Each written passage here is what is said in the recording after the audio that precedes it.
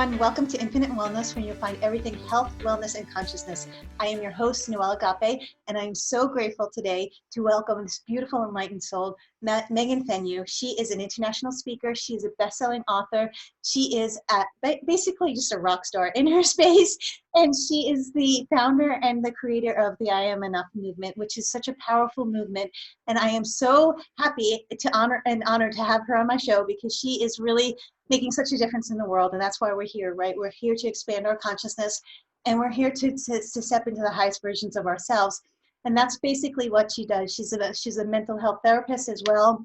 And she's just bringing her joy and light out into the world. So welcome, Megan. How are you? I'm fabulous. Thank you, Noelle, so much for having me today. Oh, thank you for being here. So tell us a little bit about your story and who you are and what you do. Well, my story is kind of dramatic, but I'll start with the easy stuff. So I'm a mental health therapist. I've been providing therapy for about 16 years. I'm also a veteran. When I was 33 years old, I made this crazy decision after working as a therapist in civilian world to commission as an officer in the Air Force. So I was a captain and moved from Michigan all the way here to California and provided mental health treatment to active duty members. And then I got out, and while I actually was in, I was married. And this is kind of the brunt of my story, but I was married and was in a very narcissistic, abusive marriage. And that lasted for about 6 years. I walked away from that marriage in February of last year and started writing a book. I never thought that I was going to write a book, but I was like in my own trauma and completely heartbroken and just didn't know what to do. So I wrote a book, launched it, became a best-selling author, and then the last year and a half jumped into entrepreneurship and have been speaking, and just I have my own podcast and started this movement. So it's the last year and a half has just been absolutely crazy, but the best ride ever. Isn't it amazing when you say yes to your purpose, how fast it comes at you, right? And then I say that all the time, that as soon as you say yes, the universe says, okay, here you go. And sometimes you're like, whoa, whoa, whoa, but it is really incredible. So tell us a little bit about your journey and as an entrepreneur and what that's like, because my audience, I'm sure, is so sick of hearing, about being an entrepreneur and stepping into entrepreneurship and how the vibration, and you have to really manage your energy through when you are an entrepreneur, right? And so as a beautiful, empowered woman and a beautiful entrepreneur that is stepped into her power, tell us a little bit about that, because that's really, our audience is really focused on that, is empowerment and standing in their power and standing in their truth.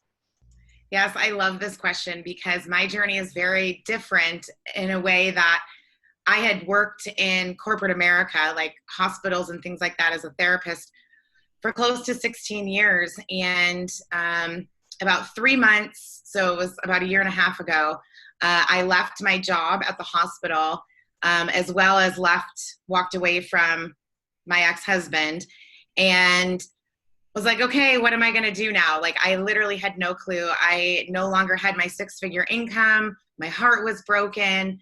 And I could have easily gone back, and got this full-time job and all of this stuff working for someone else. And I just had this nudging feeling that I was meant for something more. So I jumped into entrepreneurship. So I've only been doing this for a year and a half. And a lot of people are like, you seriously? Like, it seems like you've been doing this forever. And I appreciate that, but I still feel really clueless as to what I'm doing half the time. But so my entrepreneur journey, I'm a contractor and I have a private mental health practice. So I see patients about 20, 25 hours a week. And usually it's from my home on video. And then the other part of the time is I'm doing interviews. I've been on, my goodness, over 300 TV, radio, podcasts. And I'm speaking all over the country and, promoting the book and definitely the movement. So it's been a huge learning curve for me. There's, like I said, when it comes to all of the sales funnels and all of that stuff, like I'm not into all of that. I just basically want to get the message of being enough out to the world.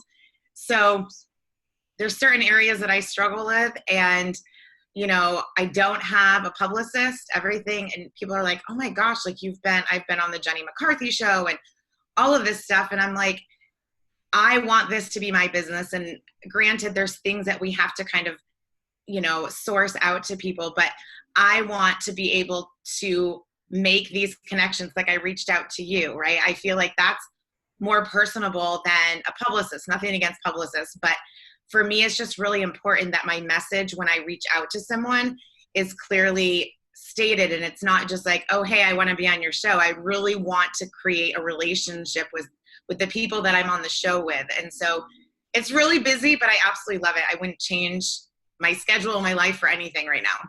Oh, I love that. And so and I truly say that all the time, that, when you step into your purpose, you're never not less busy. You are only just doing what you love, and you're enjoying what you're doing. And so you're standing in your truth, and you're standing in your power, and you're changing the world, and you're getting your message out. So tell us a little bit about your message. I see your shirt says I am enough, excuse me. And I love that, because I preach that, right? I mean, it's self-love is everything. And, I'm an NLP trainer. And so one of the big core beliefs is that I'm not enough, right? And that is one of the things as a counselor that I had to deal with as an NLP trainer, even, just when I'm working with people, that they don't feel that they're enough, right? So tell us about your movement, and tell us from a therapist point of view of how you get some of your clients, because I'm sure that my audience is sick of me hearing it, right?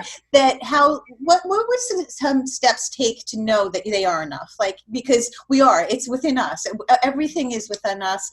All of the self-love is within us. Everything that we need, everything that we ever need to do to get to our life's purpose is all within us. And we just have to look within. And I say all the time, nothing external is really going on in your life that's really not what's going on internally, right? And so if you don't feel like you're enough, that's when your life falls in front of you and it shows you that you're not enough, right? Yeah. So, basically, when I was in my marriage, he had an affair for 14 months out of our 2.5-year marriage. We ended up getting divorced, but he still was in my life for 3 years after. I remained faithful and committed to him because I was so traumatized. And I didn't feel like I was enough because of the affair and the divorce. And he never told me that I wasn't enough. I created that story in my head based on his behaviors, his actions, the way he treated me.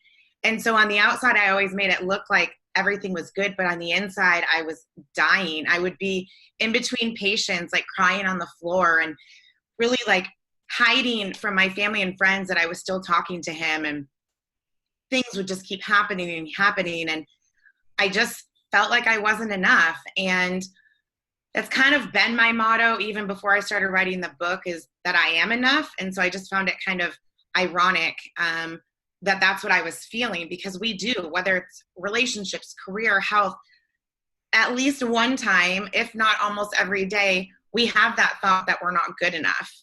And it's literally a worldwide epidemic. It's crazy, that one thought.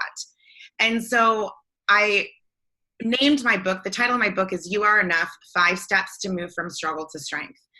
And I wasn't planning on sharing my story in the book, but of course, as I was writing it, I always say my book is my saving grace, because I was literally going through the trauma when I was writing the book and going through the 5 steps that I talk about in my book. And so it's literally 5 steps to get to believe that you are enough. And what I love about the book is that I pose questions at the end of every chapter with places to journal so that people can really start working on this step, step 1, step 2, step 3, and learning to combat your negative thoughts and cognitive restructuring and reality testing and all of that. And, as a therapist, I work with patients/clients. Mainly my clientele is people that are really just stuck wherever they are in their life. I have some clients where we talk about past stuff and trauma and all of that, but really it's focusing on the here and now and doing a lot of reality testing. And what I mean by that is asking yourself all of these questions. You have to be trained in reality testing to be able to help people with this. But one of the main questions is, who is the source that's telling you this thought, right? Who is the source that's telling you that you're not enough? And like I said earlier, for me, it was myself. And 99.9% of the time, we are the source that is telling ourselves something negative. And so all of these different questions that you ask yourself to test the reality of that thought. And you'll be able to see that that thought's not true. There's no evidence to back up that negative thought that you're thinking. And so that's just part of the steps that we have to go through in really believing that we're enough. I talk a lot about in the book about rediscovering yourself. And whenever you go through something traumatic, whether it be a loss of a relationship, a job, or what have you, we have to go through that rediscovering yourself. And that is where the deep work happens. A lot of people have gotten my book and they're like, nope. Like they get to step one and they're like, I'm not ready, because it's really hard work. And I'm like, that's totally fine. You know, I use my book with my clients or friends. Have you read it? And you have to really be ready to do that hard work, because it's not just saying to yourself, I am good enough, right? Because a lot of the times we just don't believe that. So that's kind of like the whole process of that. And then when the book launched a year ago, it was amazing. And I was like, okay, I started getting this nudging feeling again. And I'm like, all right, I want to give back. What else can I do? Well, as a therapist, I teach a lot about visual coping skills. So I came up with this idea, and this is what we call the I Am Enough movement. And it's kind of funny because this ended up being my niche, right? And I never expected it to be like everyone here in the speaker world, like California and even in Michigan where I'm from, everyone knows me as the I Am Enough girl.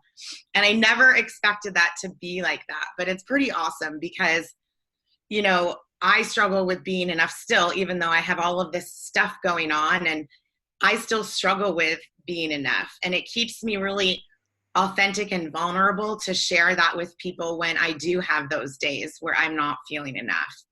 So I created this movement. It's called the I Am Enough movement. And what I did is created these cards. I'm just going to put it up right here. So the card says I am enough.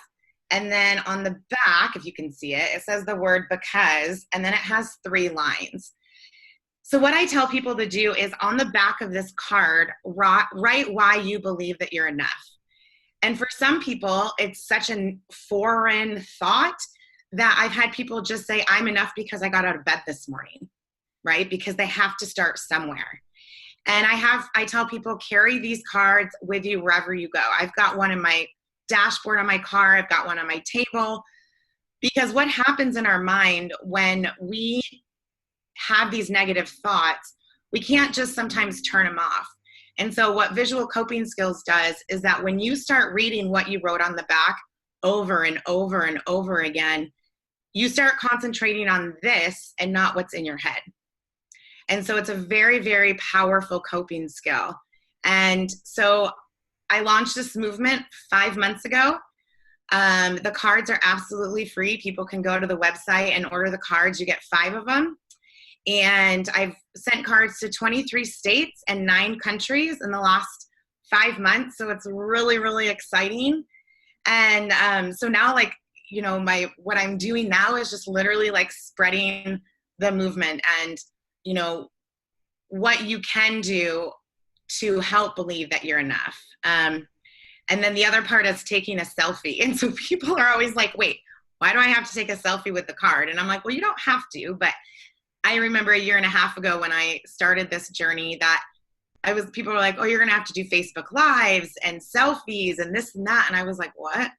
Like, no way. Cause I don't feel good enough. Like, I don't feel like I can do that. And then I, you know, just jumped into it. And so I have people that have sent me selfies of holding this card from all over the world. And it's on our Instagram page, the website. And it's just really empowering when you can hold this, no matter what you write on the back, and show the world that you are enough. So it's really exciting, and I'm excited to see like where it goes from here. That's so amazing. And I truly believe that like it is all within us, right? And so again, nothing is external that is happening. Anything that is going on in your external world is 100% going on within you, right? And so when we believe in ourselves and we have self-love, everything is possible. Everything is possible. So let's talk about fear and conquering fear and what that looks like for you, because I say all the time, right, that fear is an amazing motivator because it's really just the chemistry in your brain. And so when you're like jumping off a cliff, or you're going skydiving, or you're doing something really exciting like getting married, or anything that makes you really excited, it is actually the same chemical in your brain that's getting triggered. And so what I teach is to use fear as a motivator. And so if you get through your fear, on the other side of your fear is always your purpose, right? Mm-hmm. And so look, you conquered your fears, you stayed in your fears, and now you're living in your purpose and you're living in yourself. And once you get through that is such a tremendous thing, because many people can't face the fear. They get debilitated by it, right? And I say all the time, you could use fear as a debilitator, or you could use it as a motivator, because it literally is the same chemical in your brain, right? And you get to choose which one it is. And with that, it's the same vibration when we're talking energy, because this whole show talks about energy, right? And so on the vibrational scale, fear and faith are on literally the same vibration. You just get to choose which side you want to be on. You can literally be debilitated by fear and like stay where you are, and life will keep teaching you over and over again the lessons with different people, different circumstances that you're supposed to learn, or you're supposed to move through the fear and get to beyond that and get to your purpose. So let's talk a little bit about fear and what you think of it, and how you moved through it, because obviously, going from, being a veteran, you had to conquer fears, a gazillion more fears than we conquer on a daily basis, right? And yeah. So that's probably a huge thing for you, but tell us a little bit about fear and what you do with it. I love this question because there's a song out right now. It's a Christian song called "Fear is a Liar." And if you listen to the lyrics, it's just so powerful, because for so many years, I was so scared to walk away from my ex-husband. Because I was completely traumatized and I didn't realize really what I was in. Like, I thought it was all my fault. And I remember praying in February, because he was coming down to visit me. And I said, okay, if this is not what you want in my life, you need to show me, because the affair wasn't enough for me to leave. The divorce wasn't enough for me to leave. And I had never said that prayer in 6 years because I was so scared. And literally the next day, 24 hours later, I found out it was another traumatic event, and that was it. And I walked away from him, haven't talked to him since February 15th. And again, although I was, again, traumatized, like I had ripped this Band-Aid off again and everything was just exposed. But honestly, that fear, the minute I asked to have him taken out of my life completely changed. And so a lot of people talk about fear when they read my book, like I had said earlier, because having to really do the hard work is scary. And it's like, you don't want to uncover these things that maybe you have to admit or you have to work through. But what I always ask people, like, what is worse? Like staying in this moment of just mediocrity and just going through life every day, or literally finding out who you truly are and then being able to visualize your passion and your purpose and what you want in life. And so honestly, with the fear piece, for people that are listening and watching, if you have that fear, I always encourage people to reach out and get an accountability partner, or find someone that's supportive, that you can work through this together, because it really goes back to what we tell ourselves. And usually it's that I'm not good enough. That's why we stay stuck wherever we are in life, because we don't have that confidence. So fear is a driving force for so many people who are just living that mediocre life. Yeah, amen to that. And so what do you think, some quick tips just to move through the mediocrity of life, and what, people that are just like, okay, I'm going to stay here because it's safe for me, right? And so that's just, and you and I are both therapists and counselors, and so we speak inner child, right? And so the inner child's always saying, no, I'm safer here. I'm going to stay back here because I'm safer if I don't leave. I'm safer if I don't go on stage. I'm safer if I don't write that book. I'm safer if I don't do that, right? And so that's just your ego and your inner child saying, no, no, no, I'm not enough. I'm not worthy. I'm not lovable. I'm not safe right now. And so it tries to keep you safe. But when we work with our ego and we work hand in hand with our ego, and it's our friend, and we learn the lessons from our ego, and we speak to our inner child and we heal our inner child, that's when the beauty happens, right? Mm-hmm. So speak to us about that, about the people that are just in the debilitation state where they literally cannot move past that, and they are still stuck in their ego and their inner child. I really, again, I talk about this in my book, and this was something that I first did that really started changing my outlook, is rediscovering your values. So when you're kind of stuck and or going through something, your values go out the window. And so I had to rediscover my values, and my top 3 are authenticity, integrity, and honesty. And so every time that I had a thought that I wasn't good enough or that I couldn't do something, I would say to myself, how is this thought, this behavior, this action honoring my value of authenticity, integrity, and honesty? And sometimes, and 9 times out of 10, my thoughts were not honoring that. And then I'd have to take it a bit further. And like my roommate, my best friend, she's my accountability partner. And I'll say, you know what, I had this thought today, or I'm really struggling with this, and it's not honoring my value. And so for me, and for a lot of people, that is a really great starting point, because you're not diving all the way in, right? But you're still finding a different coping skill to help with that fear, and maybe just start taking that small step to something bigger. And again, these cards are amazing. It's a great way to start just thinking about why you are enough. It could be because you're enough because you're a good mom, or a good sister, or a good friend, or because you got up this morning, or because you made your bed, or whatever that is. And so visual coping skills are also a great way to start. It's kind of surface. And so it's not really diving that 100% deep into really that stuff that people are afraid of. I love that. And one of my most important things that I could speak on is authenticity, right? Because when you are living authenticity and you're living your truth, you're living in authenticity, you're living your truth, and you're living consciously, right? And so I say all the time, just one step, take one step to being a better version of you every single day, right? And what people don't understand is that they see the glam of us, right? We're on a TV show, we're speaking, we're all over the world. I run retreats all over the world. And, I have a counselor, I have a coach, I've been doing this for 17 years, and I still have people that hold me accountable, 100%, 100%. And so, we're human, and we still have this world that we live in that, every step of every, especially as a CEO, my gosh, and an entrepreneur, every step that I've ever had to take in my entire life, I had to face massive, massive, massive fears, right?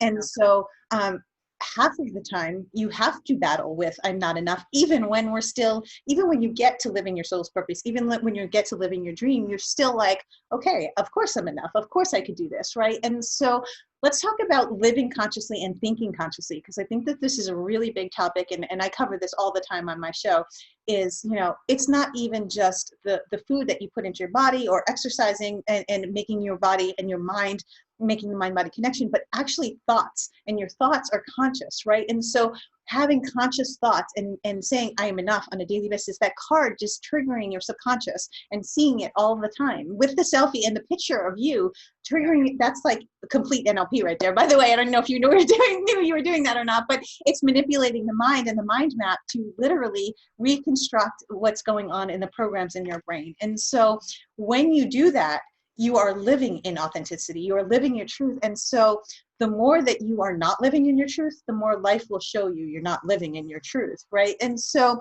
let's speak on that, about authenticity and how, I truly get on stage and I turn on, like, it's an alter ego. Like, I'm a soccer mom, and I'm 100% a mom during the day, and then I'm a CEO and I'm a speaker and all this stuff.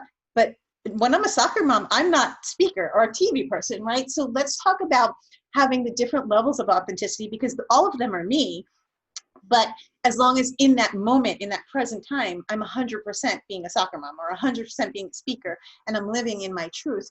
But across every platform that I have, is the same, right? I'm preaching love, I'm preaching health and wellness. And so let's talk about authenticity and how important that is, because there's so many different versions of you that could come out. It doesn't have to just be, oh, this is Megan and this is who I am as the speaker, right? You were our wife, and you were our best friend, you are a daughter, and there's so many versions of you that are authentic. So maybe talk to our audience about that. Yeah, I love this question because it does. It changes in different settings 100%. I think for the authenticity part, it's, consciously and subconsciously, we're constantly telling ourselves things, right? And it comes out in our behaviors and our actions. So when we don't realize what we're saying to ourselves, and it's negative, we may all of a sudden find ourselves irritated or annoyed or angry. And then we have to step back and say, okay, what am I telling myself right now? Because that is why you're reacting this way. And so for me, when that happens to me, I still work on this, right? Because I'm a human being and I still mess up a lot. But I try to take some time and say, okay, why am I reacting this way? And sometimes I have to apologize, or sometimes I have to tell someone, like, this is what I'm struggling with. And so I think with the self-confidence piece and the authenticity is allowing yourself to literally be in your head.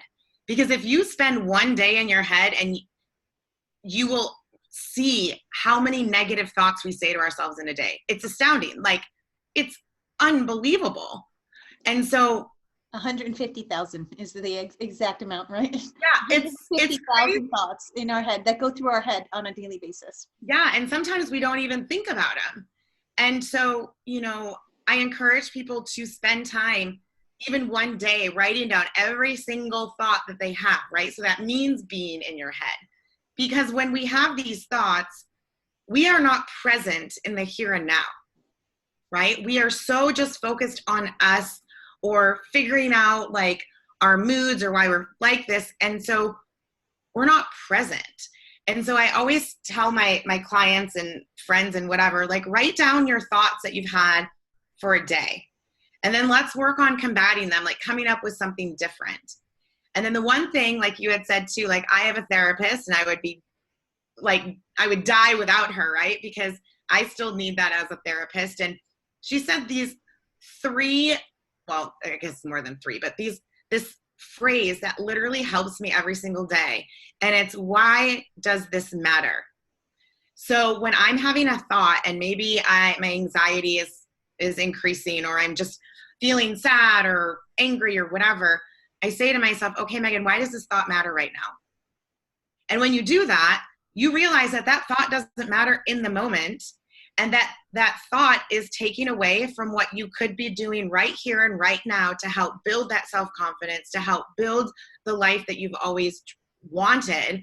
And so that is a huge coping skill, is just literally asking yourself, like, why does this thought matter right now? And it's phenomenal when you are able to ask yourself that, because that goes back to the authenticity, right? Like, you're being honest with yourself and authentic that, hey, this isn't a right thought and I'm going to change it.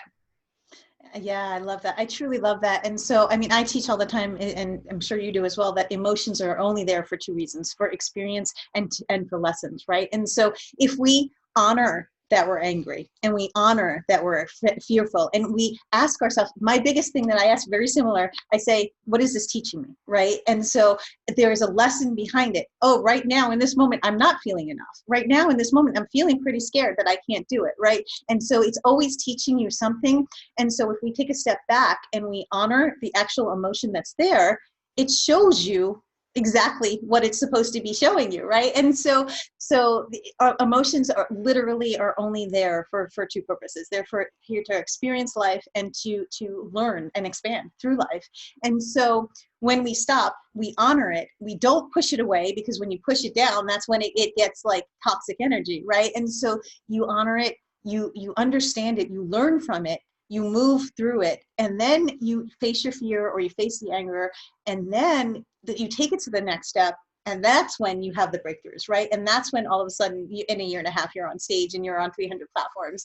And because it's one day at a time, 1 minute at a time is what I say, right? But allowing that to move through you, and it's there. It's there and it's showing you. And if we accept that it's showing us something and it's teaching us something, then it's not a battle with it. It's actually working with the universe, as opposed to like the victim mentality. And I'm sure you know this as a therapist, right? It's the victim always has a prosecutor, always has a victim, and always has a hero, right? And when you're looping in that energy, it's, why is life happening to me? This is happening to me. But if we stop and say, this is happening with me to teach me, then that's when we dance with the universe. And that's when we embrace it and we move through it. And on the other side of that is such a blessing, right?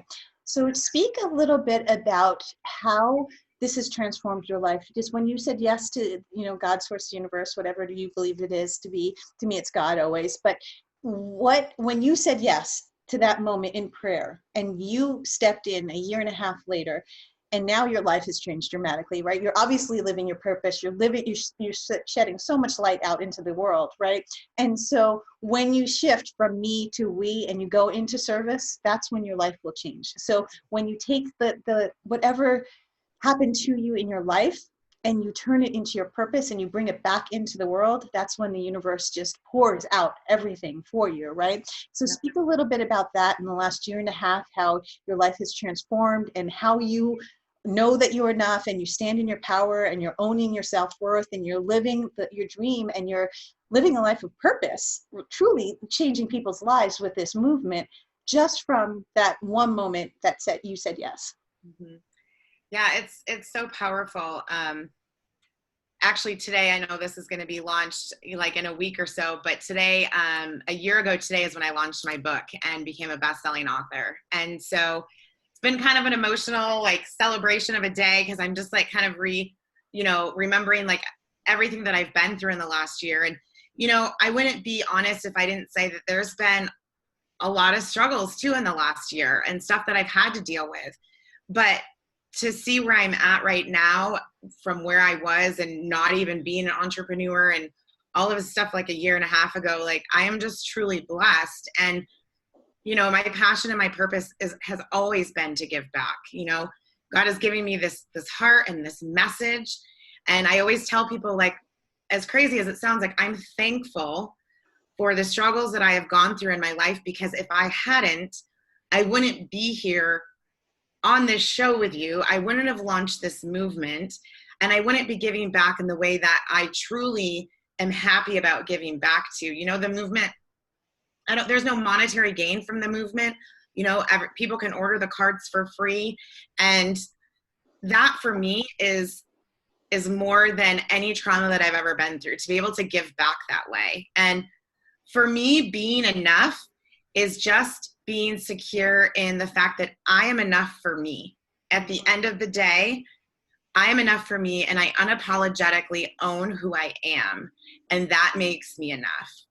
That is probably the most amazing thing that you've said the whole time. Everything you said was amazing, but unapologetically being me, right? And so when you can honestly say that and you can get to that space, you move through the fear, you move through the anger, and say, I love you, but I love me more, right? That's 100% saying I love you and I honor you, but I love me and honor me more. And so many people think that that's such a selfish thing to do. And, we, especially as women, we give and we give and we give, and we give until sometimes we break, right?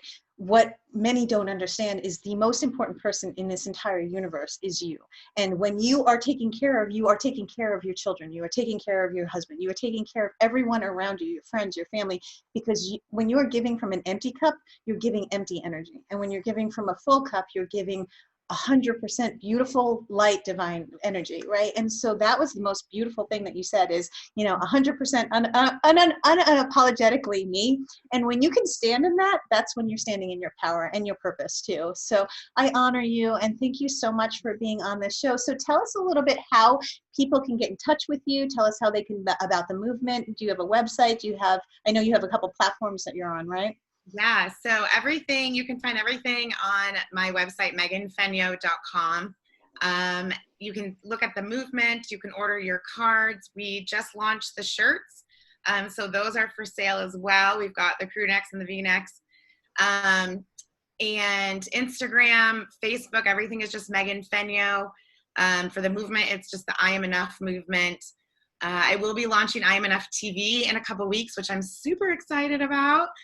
So Noelle, I know you're going to be on the Blonde Bombshell podcast. Yeah. And hopefully I'll have you on I Am Enough TV as well. I would love that. Yes, definitely. Yeah.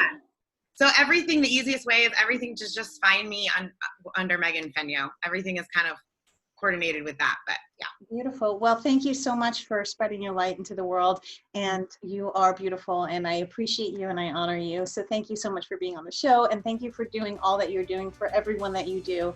And to our viewers, you are enough, you are worthy, you are lovable, and you are always, always, always unapologetically being you. And when you do that and you stand in that, that is the most beautiful space you can be in.